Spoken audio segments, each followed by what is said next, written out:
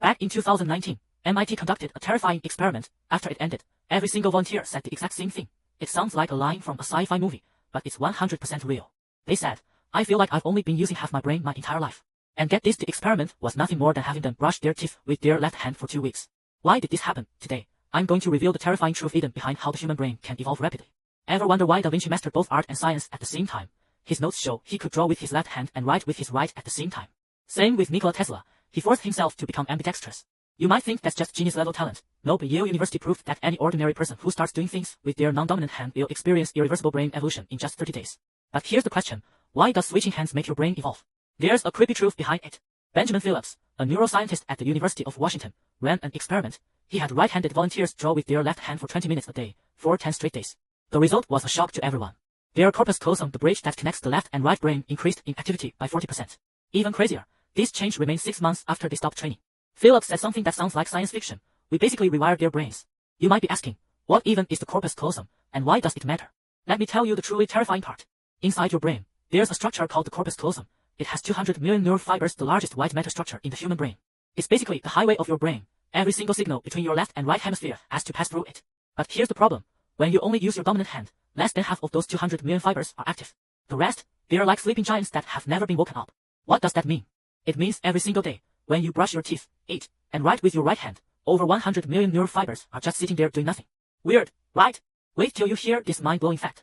Your brain makes up only 2% of your body weight but burns 20% of your total energy. It's an energy hog, so it evolved an autopilot mode.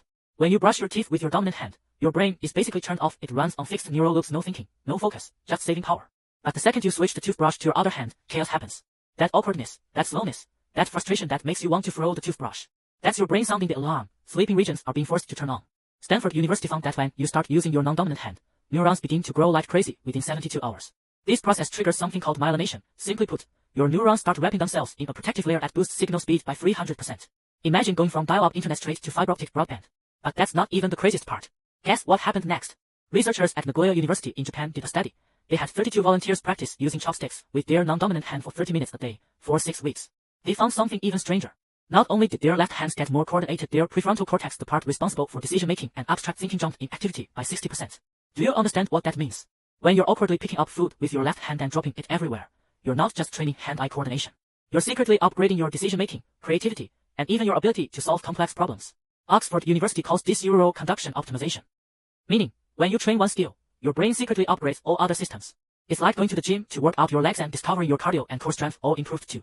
I know what you're thinking. If I become fully ambidextrous, will I become a superhuman? Hold on, there's a counterintuitive discovery. A massive 2016 study in the UK issued a warning. People who are naturally ambidextrous actually scored lower on memory, math, language, and reasoning tests than people with a clear dominant hand. Why? Neuroscientists believe the brain works most efficiently when it instantly knows which hemisphere to use for a task.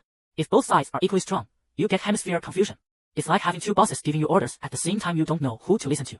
But here's the huge flaw in that study. It looked at naturally ambidextrous people, not people who trained it later in life. Completely different. New research shows that trained ambidexterity does not cause that confusion.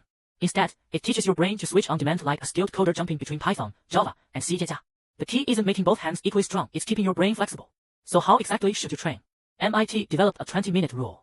20 minutes a day, 5 days a week, doing simple tasks with your non-dominant hand. Notice, simple tasks. Don't try writing an essay with your left hand on day 1. Weeks 1 to 2, only basic actions: brushing teeth, opening doors, grabbing the remote. Weeks 3 to 4, try writing your name, drawing simple shapes. Week 5, short sentences, even using the mouse with your non-dominant hand. What's the most important part of this process? That awkwardness we talked about earlier. When you feel frustrated, slow, like quitting, don't be discouraged. That's the signal your brain is growing. Just like in the gym, muscle soreness means you're getting stronger. A 2022 Cambridge University study found that people who wrote with their non-dominant hand improved their working memory by 18%. Why? Because when you use your non-dominant hand, your brain has to be fully aware of every single movement. This deep encoding creates new neurons in your hippocampus. Here's the reality. 90% of what you do every day is habitual. When you brush with your right hand, your brain is off on autopilot. But when you use your left hand, your prefrontal cortex is forced awake. You have to focus completely on a task that's normally automatic. That forced attention is fuel for brain growth. The joint Harvard-Yale study found that people who regularly use their non-dominant hand come up with 25% more solutions to problems than average people. Why? Your left brain handles logic, your right brain handles creativity. When you force the two hemispheres to communicate more intensely, you train your brain to see things from every angle. That's why masters like Picasso and Michelangelo deliberately trained both hands. They weren't born that way, they forced their brains to rewire. So tonight, start by brushing your teeth with your non-dominant hand. Feel the clumsiness, the slowness that drives you crazy. That's not you getting worse. That's your neurons crying and growing. Albert Einstein once said, the true sign of intelligence is not knowledge, but imagination. You're not just learning a new skill, you're teaching your brain how to think differently. Geniuses aren't born. Geniuses are people who know how to force their brains to grow. And now, you know the secret too.